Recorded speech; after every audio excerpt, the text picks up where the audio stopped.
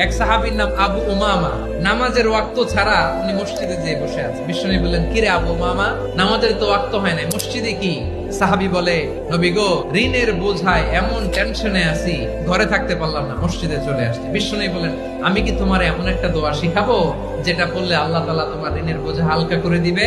আবু উমামা বললেন, ইয়া রাসূলুল্লাহ, অবশ্যই শিখাবেন। বিশ্বনবী বললেন, তাহলে তুমি পড়বা, আল্লাহুম্মা ইন্নী আউযু বিকা মিনাল হাম্মি ওয়াল হাযান ওয়া আউযু বিকা মিনাল জুবনি ওয়াল বুখল ওয়া আউযু বিকা মিন গলাবাতিদ দাইনি ওয়া কাহরির রিজাল। ও আল্লাহ, তোমার কাছ থেকে দুশ্চিন্তা থেকে পানাহ চাই, কৃপণতা, ভীরুতা, অলসতা, কার্পণ্যতা, এই সব কিছু থেকে, মানুষের কঠোরতা, আমার উপর মানুষের আধিপত্য এবং ঋণের বোঝা থেকে পানাহ চাই। এই দোয়াটা যখন বিশ্বনবী শিখাই দিলেন, আবু উমামা বারবার এই দোয়া পড়ে। আবু উমামা বলে, এই দোয়া আমি পড়তে লাগলাম আর পড়তে লাগলাম, কিছুদিন পরে দেখা গেল বিশ্বনবীর শেখানো এই দোয়ার বদৌলতে আল্লাহ তাআলা আমার সব ঋণ পরিশোধের ব্যবস্থা করে দিয়েছেন।